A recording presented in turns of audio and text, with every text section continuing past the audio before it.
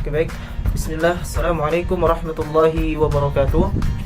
Bersyukur kepada Allah dengan mengucapkan alhamdulillahirrabbilalamin. Bersalawat kepada Nabi Muhammad sallallahu alaihi wasallam dengan mengucapkan Allahumma shalli ala sayyidina Muhammad wa ala ali sayyidina Muhammad. Baik, di kesempatan video kali ini saya akan memaparkan materi dari mata kuliah ilmu komunikasi terkait bentuk-bentuk komunikasi. Jadi ada beberapa poin yang akan saya paparkan. Adapun langsung saja kita menuju kepada pembahasan yang pertama atau poin pertama.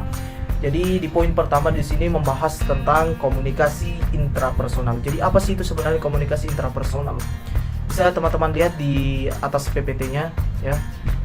Jadi komunikasi intrapersonal itu adalah komunikasi yang terjadi di dalam diri setiap individu atau manusia dalam proses berkomunikasi dengan diri sendiri. Komunikasi interpersonal dapat terjadi saat bersama orang lain. Contohnya dalam proses pengambilan keputusan, individu sangat sering berkomunikasi dengan diri sendiri. Ya, contohnya itu sering terjadi dan sifatnya berulang-ulang begitu. Contohnya mungkin seperti komunikasi interpersonal ini, contohnya seperti berpikir. Berpikir juga ini merupakan bentuk komunikasi interpersonal yang kemudian sering dilakukan oleh manusia. Misalnya berpikir tentang aktivitas apa yang kita lakukan, aktivitas apa yang kemudian kita akan lakukan di hari ini. Nah, itu contoh sederhana dari komunikasi intrapersonal. Kita lanjut lagi kepada komunikasi interpersonal. Kalau komunikasi intrapersonal tadi membahas tentang bagaimana kemudian kita berkomunikasi dengan diri sendiri. Nah, di komunikasi interpersonal ini jadi adalah proses komunikasi yang bertukar ide atau pendapat. Biasa juga komunikasi ini dilakukan dalam proses debat atau proses beradu argumen. Di situ kan ada kita bertukar informasi atau ide atau pendapat. Intinya tadi itu ya, bahwa komunikasi interpersonal itu komunikasi yang dilakukan dengan pertukaran informasi, ide atau pendapat. Ya. Contohnya seperti misalkan kita sedang debat atau bertukar argumen, itu kan di situ ada namanya kita bertukar informasi. Nah, kita lanjut kepada komunikasi kelompok. Jadi komunikasi kelompok itu adalah sekumpulan orang yang mempunyai tujuan bersama, yang berinteraksi satu sama lain untuk mencapai tujuan bersama, mengenal satu sama lain untuk mencapai tujuan bersama.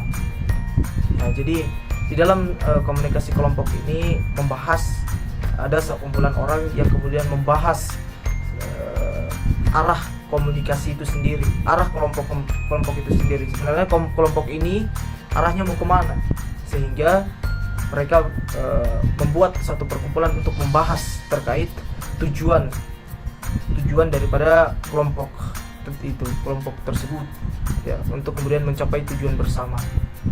Nah, kita lanjut, ada namanya komunikasi organisasi. Komunikasi organisasi dapat kita sama-sama artikan sebagai sebuah pertunjukan dan penafsiran pesan di antara unit-unit komunikasi yang merupakan bagian dari satu organisasi tertentu. Jadi komunikasi organisasi ini bisa bersifat formal maupun informal, tergantung daripada kesepakatan berlangsungnya komunikasi di sebuah organisasi tersebut berdasarkan persetujuan dari organisasi itu sendiri.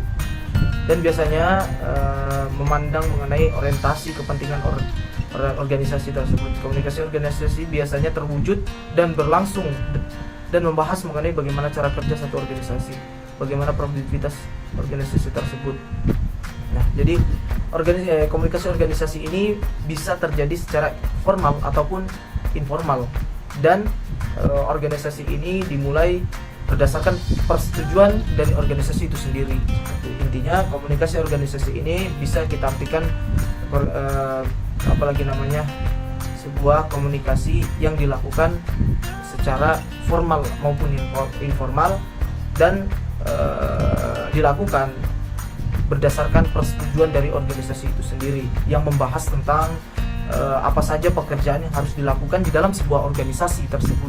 Misalnya membahas tentang kebijakan, pernyataan, surat-surat resmi, dan lain sebagainya. Poin terakhir ya, di sini ada namanya komunikasi massa. Jadi komunikasi massa ini bisa kita artikan komunikasi yang kemudian ditujukan kepada khalayak luas atau kepada masyarakat umum. Komunikasi massa dapat terjadi dengan menggunakan sebagai media, sebagai saluran komunikasi tersebut. Medium yang digunakan pun beragam, mulai dari cetak, audio visual, video visual, dan media luar ruangan.